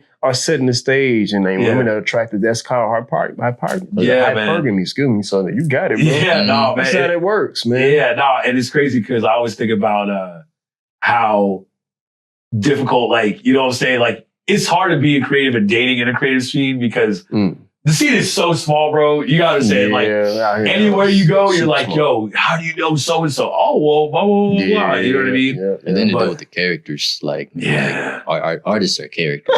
Exactly, bro. There's a lot of people who stick to their character, and it's so crazy, bro. What you mean? Expand. I just want to know what that means, like the character. I like that. I like that. What you mean? I'm just kind of curious. Man, I'm telling you, like, when the character shit is just like, you know what I mean? Like, let's say you personally know that person, right? You know that person personally, and then they have like, you know, when they like, you're around different people, they're like a whole different character. Like, like, you know what I'm saying? That's like me saying like, yo, what's the difference between Rene and Cozy? There's not a difference. You're low key getting the same person. Just a guy playing music that's the only different. You know what I'm saying? I put my cape on and that's what I am. But like, you know what I'm saying? But a lot of people are like, this is my stage name, but I'm gonna be this character. And then people like, get you misunderstood about like how you are and shit. No, that's not. But talking about dating, bro. What about y'all? Y'all dating? Y'all see anybody? I mean, I told him the last time I had a young lady that actually was a guest, man, that I was trying to talk to, man, and How what happened? Funny. What happened? So basically, talked to this young lady, man, and we on FaceTime or whatever, talking and shit, and she came out of nowhere talking about all men are aliens from another planet that come here to come and enslaved women.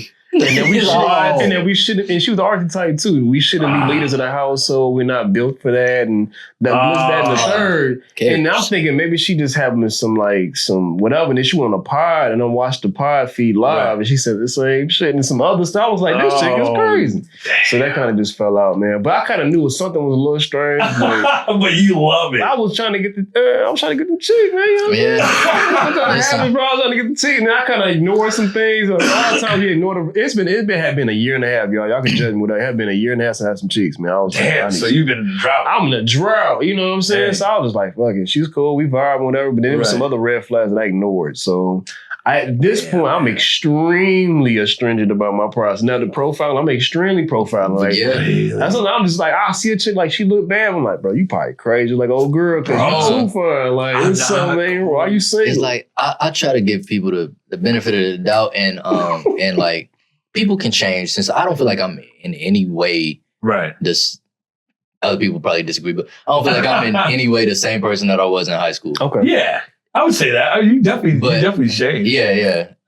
But I don't think that's true for a lot of people, for the majority of people. So I'll be looking at people, I'll be like, who are they in high school? Bro, exactly. Because bro. a lot of these people. Exactly, bro. Because I'll be looking on Facebook, I'm like, yo, you are still the exact same person I remember in high school. And then you just like see some people like, oh, they're off doing their shit. I would have never seen this person doing this. It's like people change, man. Yeah, they do.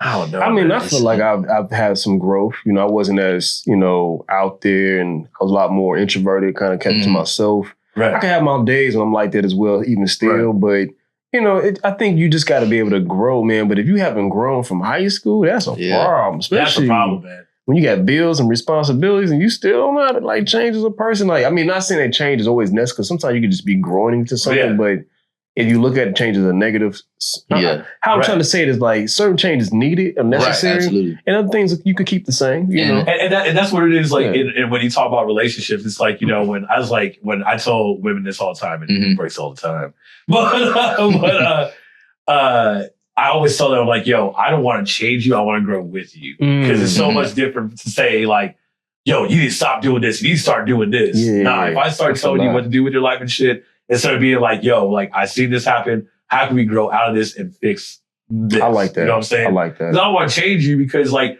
I got with you for the person you are. You know what I'm saying? And if I want to change the person you are, what's the point? I want to grow with you. That's too much work. Yeah, it is. I've tried being that person. Even my old R&B songs, I'm like, nigga, what you talking about? That's how I'm changing, growing, and maturing in that sense. I'm like, bro, you can't save nobody but yourself, dude. Y'all should be working together as a journey is progressing. Exactly. But if they got a bunch of issues, you can't fix it. And I learned that that was part of me from childhood. I couldn't really help my mom with a lot of stuff.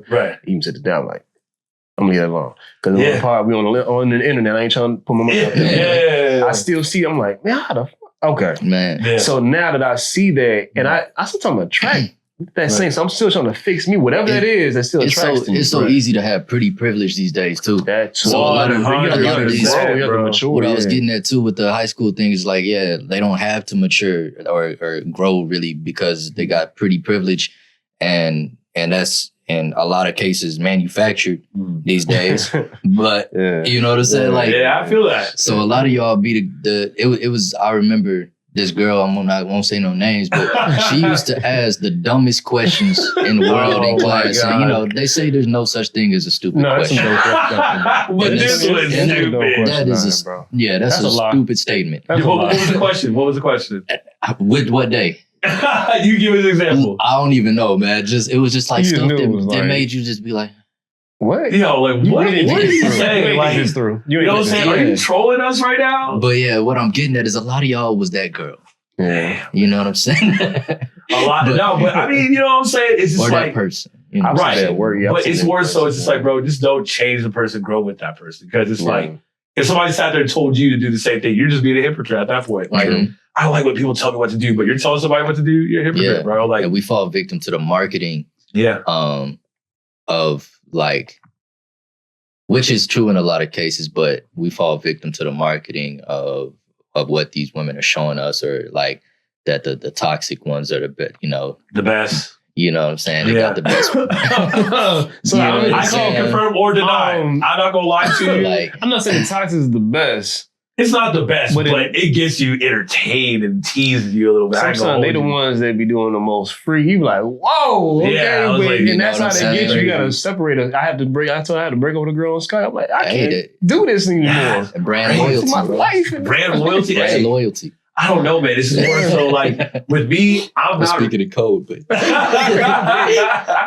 but with me, it's more so like, I don't know, man. Like, for instance, like I just got news that my ex is getting, she just got engaged. Okay. Right? Oh, damn. And me thinking, I'm like, nah, I ain't about to put myself out there like that. But I'm just like, yo, it's so crazy how you just came up to me not even a month or two ago talking about let's hang out, let's do all this. Oh my God. Don't get it started. I heard so many. And that's not even just his age, day and age. I had so somebody I know personally, an older guy, cool dude, right. Grew up with or whatever. He was like, yeah, man. Yeah, I had a chick, I hit her up like right before she got married. I was like, damn, you smashed before the marriage? I'm like, she got married the same week that you just got. That's crazy. I've seen it from my own person. I'm gonna put myself out there. Yeah. Right. I know a chick that got married. We were dating back in college. She had a little situation with her guy. I came around back in the picture. I've been with her for 5 years. Right. I smashed the same week. And then she went back to do. I was like, it happens, y'all. So when they take them little breaks and you messing up, just know you don't want to know what she's doing in that break. Bro. You take her back. Exactly. After a week goes by, bro, it's off the chain. Bro, and that's what you also got to think about too. Is just like our generation now. I look at like how my parents. I always look at the way my parents love each other. Is like, yo, this is what I want. Like my parents, like. I look at my dad through sickness, like, he's amputated with both legs. He's sick, you know what I mean? And my mom stays by his side no matter fucking what. If I had a woman like that nowadays, she would already left my ass. You know what I'm saying? And I always tell my mom, was like, man, like, you're like, you know what I'm saying? I look at her, I'm just like, I want to have what you and dad have. Like, you know what I'm saying? Like, I want nothing less. You know what I'm saying? I need to ride or die. I'm writing a track. I just showed him the beat. I'm trying to like get into the essence because I ain't gonna lie, R&B Cash, y'all niggas sold me. Okay, y'all sold me because I'm trying to sell in this track because I'm like, damn, I'm writing about shit I really would like to have. I ain't gonna lie, no dude wants to really just be alone for the rest of it. Even if you could have multiples, that'd be even better. But if you could have a multiple, like a positive, like I thought you were talking about multiple women. I was like, no, that's saying multiple women, but it's all positive and uplifting. I don't know, man. I'm a one guy. You think I'm a guy who's like, I just have one girl. You know what I'm saying? Too many girls is way too much. Like, you gotta take them on dates. And your pockets start hurting a little bit. Neil dealing with that right now. She's talking about you trying to be Puffy Diddy. Hell no. I see stuff like that comes up too. I've seen actually I was in the group. One of my homies gonna be on the pod, TC3, man. We was one of his situation. The dude had like multiple women. Right. But all the time we couldn't do things in events because he had to go settle stuff at the crib because they fighting. I'm like, damn, nigga, like that's crazy. That's a lot of work, man. You've been fighting for why you gotta fight with me at cheesecake? Man, and that's the thing is just like, man, like I just can't wait till like everybody's like, are you ready for a relationship? Are you ready to get married? I'm like, I'm ready. I've been ready. You know what I'm saying? It's just like who really wants it? You know what I'm saying? Who really? I feel you. And our generation now, bro, is like we're so easily influenced by the people around us is ridiculous. Like a bird with a feather flocks together. I'm telling you, like if you're gonna be with if you're a guy, let's say for instance, you're in a relationship and all your friends are single and they go out every weekend, you're gonna be influenced to be single. Yeah, you know what I'm saying? As much as people are like, oh no, my boys would never do that. You get influenced, man, temptation starts rising. And then you have all this stuff. I've never cheated a day in my life because I know the day I cheat, karma's gonna hit me hard. So I feel you. Well, you know what I'm saying? I can say this. Have you cheated? Hell yeah, I've cheated. Damn. I mean, it wasn't like I just was like excited to do it. It was like a long distance situation and I just was a punk. I was soft. And I told a girl I didn't want to be in this situation no more. I don't want to fight for my life.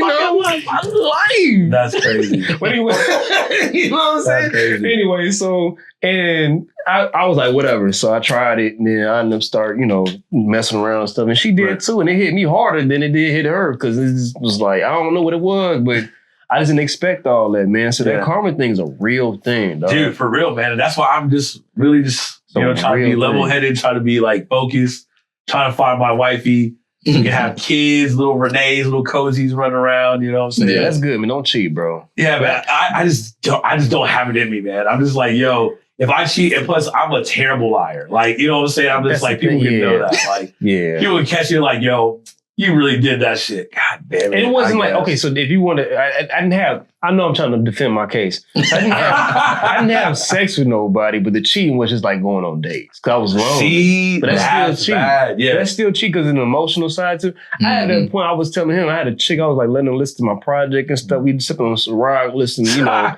was a Ciroc boy too. At that I was popping it. For real. That was for real. I'm listening to Ro James.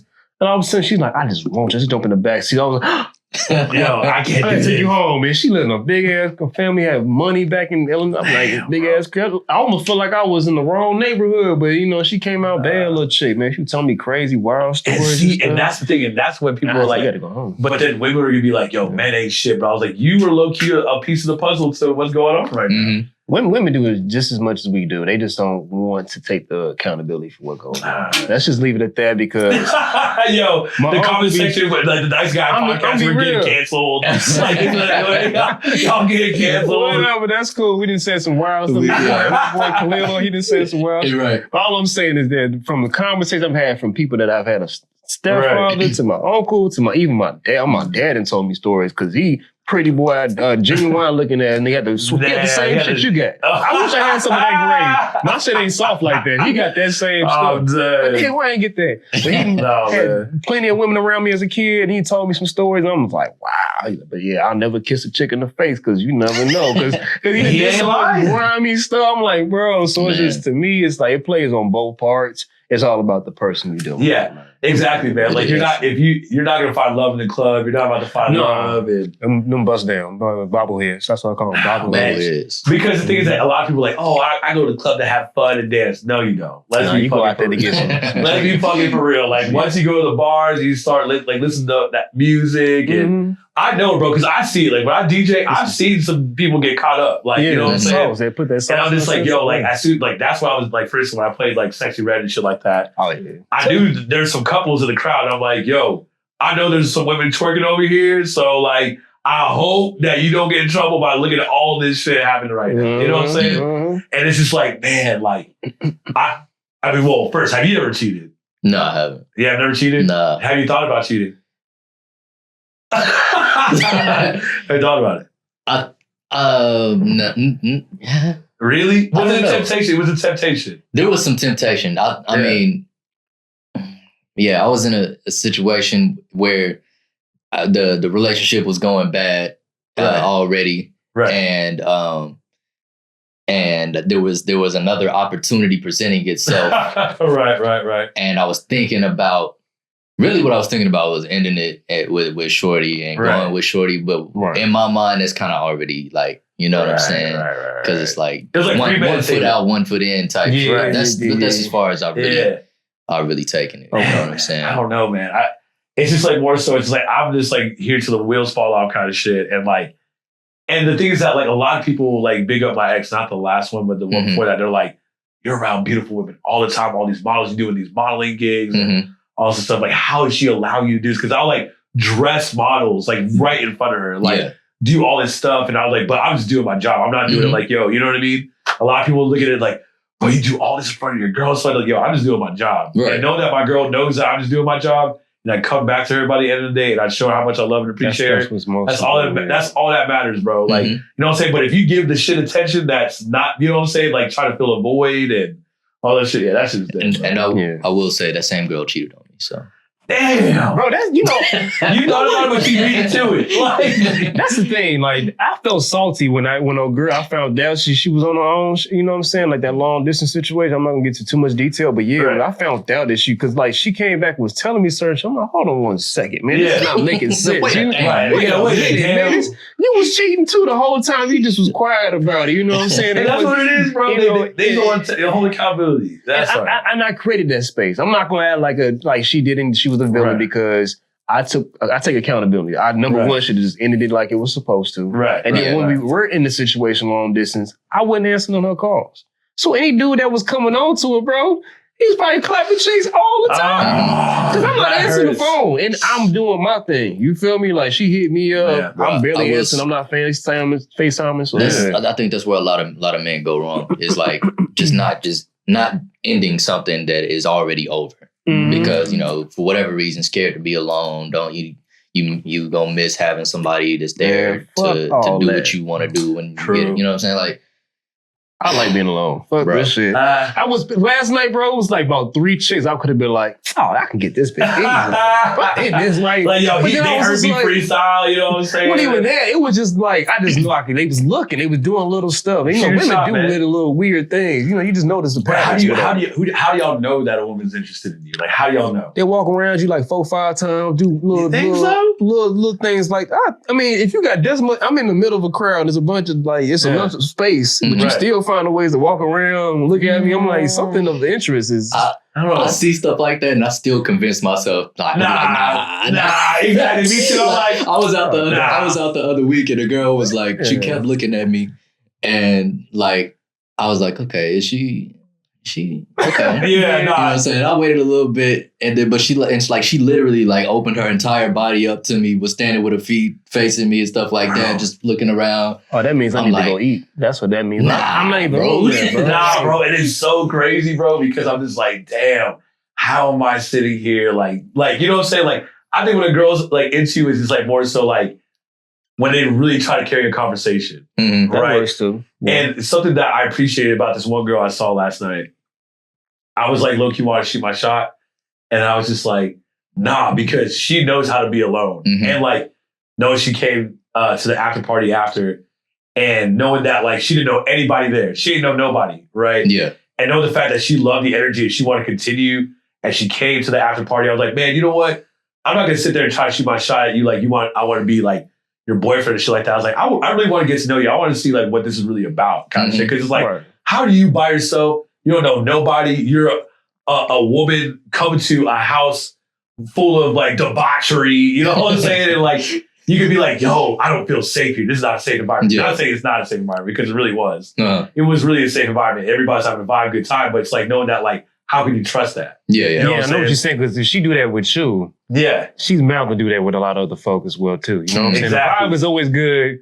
A lot of there's some females out here, the vibe is the most important thing. It's the vibe, you know? Right. And that vibing leads you to vibing. You know what I'm saying? Exactly. You know what I'm saying? And then they're going to be like, no, I just see you as a friend. Yeah, that's crazy. That's why I don't shoot my shot. See, I don't mind. If I work in sales, I get rejected all the time. So I don't really care. But me, it's just, it's like, I don't want to spend my money. You know exactly. And then I get to a certain age, and I see how it is to be broke and be without. Bro. I think what dudes get mad at is that they put the money into the situation. That's what really We're really investing. You know what I'm saying? I have, you know, another homie. I won't put a business out there.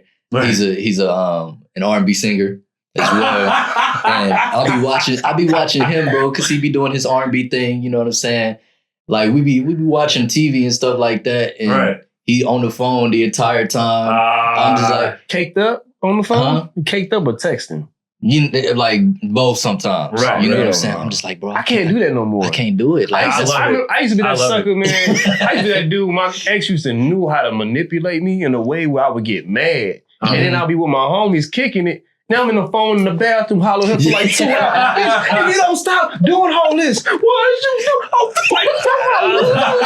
That's why I'm like, bro, I was in that. My homies would be like, you know what I'm saying? Right. It's not the place to try to do that. I need a woman to read the room too. That's something I need. Yeah. So I can't be in that phase no more. My nose wide open. I mean, I like to put it in probably my artwork and my projection, but I'm not saying I'm a bad people lady, so I ain't never saying that. Don't incriminate yourself. But what I'm trying to say is that your boy he not gonna be all like, oh, let me just be all up in your crevices all the time. I got things to do. Yeah, I like watching TV series by myself. Like by yourself though, I don't know, man. I love watching TV series with a lady. I do. Always. Yeah, I mean that's cool. Because like we can start a show together. We can like talk about it. And be I can't do it because then come over. Exactly. If you can't come over, then don't expect me to text you. All I'm saying, I can't do it because I want them cheeks. I'm not can't watch it. Tell that dude, I'm sorry. I'm the type of dude. If you bump me a dude, I'm like, all right, you know what? I'm trying to watch this show. Oh, please. I'm really invested in what's about to happen. You know what I'm saying? Or if they get to asking me questions and I'm like, bro, we watching the same. Bro, why did you ask? What just happened? We watching the same show. Bro, I be hating like that. I'm kind of mean. Like, I ain't gonna lie. That's my other part. Y'all can be mad at me, but I'm kind of mean. Like, bro, when it comes to that, it's like, oh my God, is the dog gonna die? Is so like, just watch the movie. Like, we watching the same program. This is the first time you're watching it too. Like, why are you asking me these questions? You know? What happened? I hate that question. How did you just ask me that? Or my biggest pet peeve, ladies, if y'all really want to know, is when I get some food. When I get some food, here we go. I asked you if you was hungry, and I go grab my food. You said no. I done took my time out. You said no twice. 20 minutes to get there and to get back. You done told me no. Right. But then you were like, can I have some of yours? Bro, it's a test. Absolutely. Hell no. No, it's bro. a no. Hell to the no. But you know what's so crazy is that like, when they say no and you bring some food and they're like, I didn't want this. But then when I don't bring some shit, like just like you're saying, it's like they're mad. Yeah. But I'm gonna bring it anyway. I'm gonna bring it. Don't bring it anyway. Double what you got. Sometimes I've done that once or twice, but I'm like, I like to set the mood straight. Like, you don't keep doing you don't respect me. You know what I'm saying? Age rage. You gonna feel it. You gonna feel it today. No, man, and that's why I'm just like, bro, like, I hate dating, but I love being in a relationship. You know what I'm saying? Yeah. Like dating sucks because you're like, damn, like you said, you got like girls like, I don't want a dinner and a movie. I want a man to do this. Like, I can only think about so much shit to do and then like be like, damn, this is not original anymore. You know what I'm saying? So it gets to the point where I'm just like, now dating is just like casual. It's like, oh, I will see you here, blah, blah, blah. All right, cool, I'll meet you here. Right. Whatever, you know what I'm saying? And I wouldn't call it a date, but it's like we're hanging out. And then I like what he be saying. Like if we go out to eat somewhere, it's because I wanted to eat there. Really, that's what I be saying. Yeah. I always invite people to places I want to go eat. But I ain't going to what you want to go eat. No offense, ladies, but I'm like, you want some? I feel like sushi today. Yeah, exactly. You right. like sushi? Like I'm gonna go that route. But at the same time, my other thing is just like I said, I've been coming across some very like the quality is starting to dwindle for me. I'm like, that's the scary part for me. It's because when that lady came to me talking about some alien shit, I was like, bro, ain't no way in hell you really believe this. So like some of the people, and then she didn't seem like that. So I don't know. I'm just trying to like more so go through a vetting process and also control myself because, you know what I'm saying? I like poom poom. So it's like, it's hard for me to like restrain sometimes. And like that animal in me just like that type of thing. So you got that dog in you got that dog in me. You feel me? So it's just like, I have to really control that. So I've been learning to be in my own space, to understand what that is. You know, the no fap type shit. I've been going through all that lately because I'm just being honest because like I've never really, because I grew up in a house, or I grew up with a father that's talked about fucking all the time. Like, so that's all I was, like they said, the grooming that my dad, that's all he told me. Like, man, nigga, like, do you invest in it? Do you ever want to leave my grandmother's house? No, because he still live there now. So it's like, the stuff I've seen just been kind of like obscured. I even told him, like, my dad was like more of a homie than a, he was like, to tell you like a big brother type shit. But it's crazy because when you think about it, it's like you said, like you're so driven by sex and stuff like that. And like, it's so crazy because like women just think that that's what we want. Because by the end of the day, I just want somebody I can go home to. That's nice. And be like, yo, you know what? Like, yeah, we can fuck and shit like that. You know what I'm saying? But that's like the most important. Do we have a bond? Do we understand each other? But the thing is that you have to be like, the chemistry has to be there. Like sexually, you know, personally, all that stuff. It has to be there, bro. Because, you know what I'm saying? Because you can be attracted to somebody. Somebody can be the baddest bitch you've ever seen, right? Yeah. But if she has no personality and she listens to Taylor Swift, that's a no for me, dog. And like you said, the dating thing, I had a young lady, man, unfortunately I fell asleep on her at my crib, but that's not the kind. We was actually watching Surviving R. Kelly. I ate too much food, man. You were watching R. Kelly with a woman. R. Kelly, she was like, that's wild. That kid, what a parent. And she was like really like vouching for like certain situations. So she wasn't really mad at R. Kelly. She was more mad. She was looking sided with you. You were like, yo, like, she was like real cool, but she was not sided with me when I fell asleep. And when she woke up, what the hell? I was like, sorry, I was like, I'm invested in you put this shit on and like, you know what I'm saying? I was snoring or something. But anyway, but the thing is, with that whole dating thing, even in the date, she told me that she's a selfish person. I'm like, so you have to be able to listen to things and like really vet out. And at this point, because I think I've dealt with so many different weird situations in relationships and just been disappointed in a certain way, because like I said, the R&B gang had me thinking like, this is out there all the time. I'm at a different place in my life. So I need to find that essence. Maybe that's the reason why the universe hasn't brought that to my doorstep shit. There's 7 billion people in this world, bro. 7 trillion, whatever. And includes the aliens out there too. Yeah, the aliens somewhere in the universe. Right. You know what I'm saying? Duck me now, honestly. I'll put a DJ set up. We go and they take you and they don't take you. I'll be big like, damn, Rene. Yeah, I was like, damn, we don't need none of that shit. I want to take it too. I want to go check it out. I'm tired of Earth. I'm tired of take all of us. Shit, you know what I'm saying? Ghetto. Trying to get some intergalactic food. That's like these motherfuckers is low grade beings. Beings. Yeah, beings. Oh, look at these beings. Like, what did you call me? These critters. What did you call me? Being. Yeah, like geez, but it's so crazy. Like, man, but I just want to find love, man. By the end of the day, I like what you said, man. I think there's a shift for me too. I would like that, man. Yeah. But I want to get some more things kind of solidified because I definitely feel like in this country, I always have to feel like, but honestly, in this country, people always looking for somebody that got that cake. But if you can find that genuine person that really wants to be with you, and y'all can work together, and it's not the rest of this social media taboo that's out here. And social media killing it, man. Man, that's a blessing, bro. I would say when you find that, when we all find that. I think we all individually want to find. Everybody wants to find that, bro. Yeah, bro. And social media be killing a lot of relationships, but oh my god, absolutely. And it's killed the relationship. My last one. Yeah, really. Social media, and that's the thing is, it's not like the more social media and the internet is for information. Like you're looking for information. You're looking at shit to do, catching up with people, whatever. That's why I still have a Facebook. I don't be going on Facebook like that, but no, I just like keep in like touch with family and stuff like that. It's cool, but. I'm not gonna lie to y'all. All of my past relationships have all been DMs. Like all of them. Like it'd be like, so she's like, "Oh, you watched this before? That's crazy. I watched it." Like find something that you're interested in because if you're just finding something to just like be like have a conversation, that person's not for you. You know what I'm saying? And that person's blowing you off, all that shit. That person's not for you. Just like move on and stop. And this is one thing y'all gotta stop doing too, man. You know what I'm saying? Stop trying to get with your homies' girls, dog. Whoa, like, that's disgusting. No, bro, but people do it, bro. But people, as much as people say that, stop that shit, bro. Like, please. When you sit there and you know your homies talking to a chick or whatever, and then you want to sit there and be like, yo, I'm a dirty Mac, and make this guy look bad so that she can get with me. That's so lame. That's lame shit, bro. That's lame. I ain't never thought about doing it because number one thing.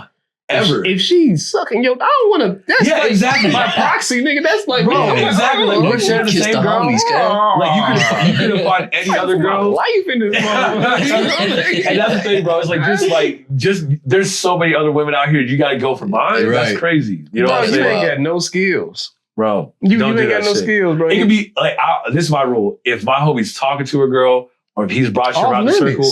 Yeah, 100%. Or you dated at any point, like even if she show interest, it's like no. Yeah, because it's like if I'm over here flirting with your girl and she's flirting back with me and she's giving me more attention than you, then that means how you gonna bring her to the events? You had your homie crib, let me bring somebody special by, and then all of a sudden that's the same chick. He was just like that. Bro, just looks so lame. Don't ever do that, shit, bro. But bro, it's so crazy. I see it in friend groups, man and women, bro. Like they be sitting there saying like. No, that's not right. But they're the first motherfuckers to be sliding me up, bro. I've seen it, bro. There's snakes in the grass. I like to be by myself, bro. I'm good, bro. Yeah, I like my peace, man. I grew up in a very turbulent environment, bro. You know what I'm saying? As much as I live in the suburbs, I live in the burbs. I've dealt with hood shit in the burbs. And I think that's what people get fucked up. People think that just because you live in the suburbs does not mean that you can be doing not some hood shit. Yeah, no, not even close. It's just because there's like people who live in poverty and stuff like that. People who live like less. I would say it's not where you from, it's what you from. Exactly. Because you can create anything. You could be like, yo, I'm gonna build a gang in Paloma Creek, and be like, unless you're from Toronto. And your name is Aubrey. You know what I'm saying? But shots fired. Nah, bro. Drake, I fuck with you, but you know what I'm saying? I don't know how I feel about all this stuff going on. I'm not choosing the side. But, Jake, you cream puff at them something. I'm no offense to Drake. I'm just messing. Rene, let me ask you, man. And I want you to take a deep breath and have a moment of silence before you answer. Oh, okay. But I've known you for a long time. Okay. And I want to ask you. Okay. How do you always keep a smile on your face, bro? Oh my God, man. You know what's so crazy, bro? It's just like, I just love being here. You know what I'm saying? There's like times where like everybody's going to be like, man, like maybe when I'm alone, maybe that's like, you start getting a little depressed. You start really overthinking and like what do people think about me and stuff like that. Everybody's human. You know what I'm saying? Yeah. And it's just like, man, but I always keep a smile on my face because it's like when I have people around me and just like, I know what it feels like to be lonely. I know what it feels like to be suicidal. I know what it feels like to be all these things and have these feelings. Mm-hmm. But it's just like, man, just like put a smile on your face so you can make that person feel better. Mm-hmm. You know what I'm saying? Because it's like, you never like, if I know what I'm going through stuff, I can't even imagine what the next person's going through. Yeah, you know what I'm saying?